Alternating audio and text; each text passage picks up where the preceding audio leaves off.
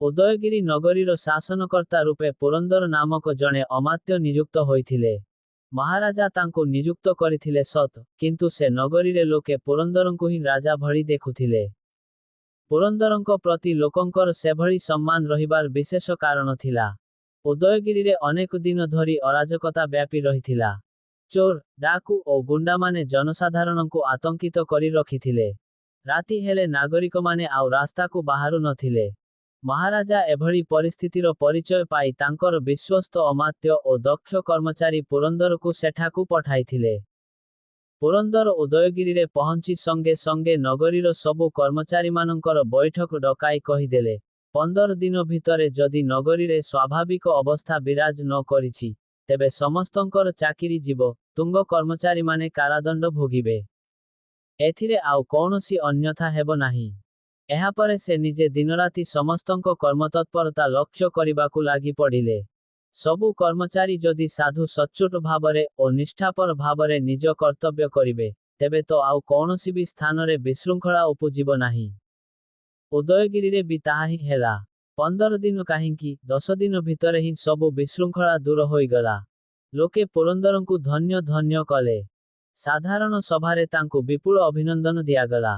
ପୁରନ୍ଦର ନିଜ କାର୍ଯ୍ୟରେ ଅତି ଶୀଘ୍ର ସାଫଲ୍ୟ ଅର୍ଜନ କରିଥିବା ହେତୁ ମହାରାଜାଙ୍କ ପାଖରୁ ମଧ୍ୟ ସେ ସନନ୍ଦ ଲାଭ କଲେ। ଏହାପରେ ସେ କିଛିଦିନ ବିଶ୍ରାମ ନିମନ୍ତେ କୌଣସି ଦୂରବର୍ତ୍ତୀ ସ୍ଥାନକୁ ଚାଲିଗଲେ। ସେଠାରୁ ଫେରି ଆସି ଉଦୟଗିରିରେ ଆନନ୍ଦରେ ସେ ରହିଲେ। ସବୁଦିନେ କିଛି ନା କିଛି ଲୋକ ଆସି ତାଙ୍କର ପ୍ରଶଂସା ଗାନ କରୁଥାନ୍ତି। ତେଣିକି ପୁରନ୍ଦର ଆଉ ରାଜକାର୍ଯ୍ୟରେ ବିଶେଷ ମନ ଦେବାର ଆବଶ୍ୟକତା ଅନୁଭବ କଲେ ନାହିଁ। ଅବସ୍ଥା ସୁଧୁରି ଯାଇଛି ବୋଲି ନିଶ୍ଚିତ ହୋଇ ସେ ବାରମ୍ବାର ଖାଲି ଛୁଟିରେ ଗଲେ। ନାଚ ଗୀତ ଉପଭୋଗ କରିବାରେ ସେ ବହୁ ସମୟ ମଧ୍ୟ ଦେଲେ। ଖୋସାମଦିଆମାନେ ସବୁଦିନେ ତାଙ୍କୁ କହୁଥାନ୍ତି, ଆପଣଙ୍କ ଉଦ୍ୟମରେ ଆମର ଏଠି ରାମରାଜ୍ୟର ପ୍ରଚଳନ ହୋଇଛି। ଆହା, ଆପଣ କେଡ଼େ ଦକ୍ଷ, କେଡ଼େ ବୁଦ୍ଧିମାନ। ପୁରନ୍ଦର ହସି ଦେଉଥିଲେ। ସେ ଏ ପ୍ରଶଂସା ଖୁବ୍ ଉପଭୋଗ କରୁଥିଲେ। ବର୍ଷଟିଏ ବିତିଗଲା। ଦିନେ ଉଦୟପୁରର ଦଳେ ବିଶିଷ୍ଟ ନାଗରିକ ଆସି ତାଙ୍କୁ ସାକ୍ଷାତ କରି କହିଲେ, ହଜୁର, କିଛିଦିନ ହେଲା ହଠାତ୍ ଚୋର ଡାକୁଙ୍କ ଉତ୍ପାତ ବଢ଼ିଗଲାଣି। ପ୍ରତ୍ୟେକ ରାତିରେ ସହରର କୌଣସି ନା କୌଣସି ସ୍ଥାନରେ ଜଣେ ଅଧେ ଯାତ୍ରୀ ସେ ଡାକୁଙ୍କ ହାବୁଡ଼ରେ ପଡ଼ୁଛନ୍ତି। ପୁରନ୍ଦର ଏଭଳି ଅଭିଯୋଗ ଶୁଣି ଚିନ୍ତିତ ହେବା ତ ଦୂରର କଥା, ବରଂ ହଠାତ୍ କ୍ରୋଧାନ୍ୱିତ ହୋଇ ସେ କହିଲେ, ମିଛ କଥା। ମୋତେ ବଦନାମ କରିବା ପାଇଁ ଏହା କାହାରି ଷଡ଼ଯନ୍ତ୍ର। ଅଭିଯୋଗକାରୀମାନେ ପୁରନ୍ଦରଙ୍କର ଏଭଳି ପ୍ରତିକ୍ରିୟା ଦେଖି ଆଗ ଡରିଗଲେ। ପୁରନ୍ଦର ସେମାନଙ୍କୁ କଟମଟ କରି ଅନାଇଲେ। ଲୋକେ କହିଲେ, ହଜୁର, ଆମେ ତ ଆପଣଙ୍କୁ ଦେବତା ଭଳି ଜ୍ଞାନ କରୁ। କିନ୍ତୁ ଯାହା ଘଟୁଛି, ତାହା ଆପଣଙ୍କ ଗୋଚରକୁ ଆଣିବା ଆମର କର୍ତ୍ତବ୍ୟ ନୁହେଁ କି? ପୁରନ୍ଦର ରୋକଠୋକ ଶୁଣାଇ ଦେଲେ, ଏଭଳି ମିଥ୍ୟା ଅଭିଯୋଗ ଗ୍ରହଣ କରିବାକୁ ମୁଁ କେବେ ବି ପ୍ରସ୍ତୁତ ନୁହେଁ। ଏଡ଼େ ବଡ଼ ନଗରୀରେ କାହିଁ କେଉଁଠି ଗୋଟାଏ ଅଧେ ଚୋରି ହେବା କିଛି ତ ବିଚିତ୍ର ନୁହେଁ। କିନ୍ତୁ ଆପଣମାନେ ଅତିଘ୍ନ କରୁଛନ୍ତି। ନାଗରିକମାନେ ମୁଣ୍ଡ ତଳକୁ କରି ସେଠୁ ଚାଲିଗଲେ। ପୁରନ୍ଦର ନିଜର ମୁଖ୍ୟ ପରାମର୍ଶଦାତା ନାଗବର୍ମାଙ୍କ ଆଡ଼େ ଅନାଇ କହିଲେ, ଦେଖୁଛ ତ, ମୋତେ ବଦନାମ କରିବାର ଚେଷ୍ଟା କରାଗଲାଣି। ନାଗବର୍ମା କହିଲେ, ଆଜ୍ଞା, ଆପଣଙ୍କୁ ବଦନାମ କରିବାର ଉଦ୍ଦେଶ୍ୟ ଥିଲେ ସେମାନେ ତ ସିଧା ରାଜାଙ୍କ ପାଖରେ ଯାଇ କହନ୍ତେ। ମୋର ଧାରଣା, ସେମାନଙ୍କ ଅଭିଯୋଗ ପୂରାପୂରି ସତ୍ୟ। ପୁରନ୍ଦର ମନ୍ତବ୍ୟ ଦେଲେ, ପାଗଳ।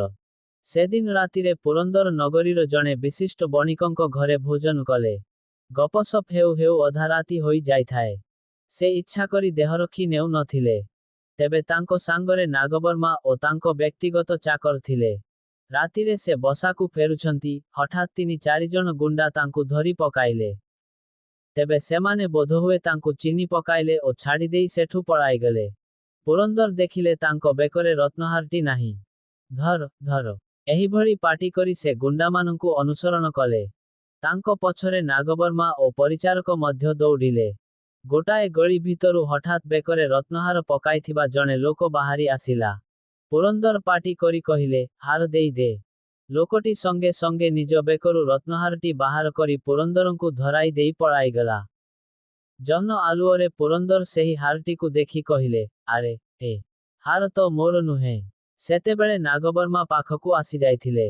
ସେ କହିଲେ, ଆଜ୍ଞା, ଆପଣଙ୍କ ହାର ପରା ଆଜି ସକାଳେ ମରାମତି ହେବାକୁ ଯାଇଛି। ପୁରନ୍ଦର ଆଶ୍ଚର୍ଯ୍ୟ ହୋଇ ପଚାରିଲେ, ଠିକ୍ କଥା ତ। ତେବେ ଲୋକଟି ମୋତେ କାହିଁକି ହାର ଦେଇଦେଲା? ସେ ଆପଣଙ୍କୁ ଡାକୁ ବୋଲି ଭାବି ଭୟରେ ଦେଇଦେଲା ଆଜ୍ଞା।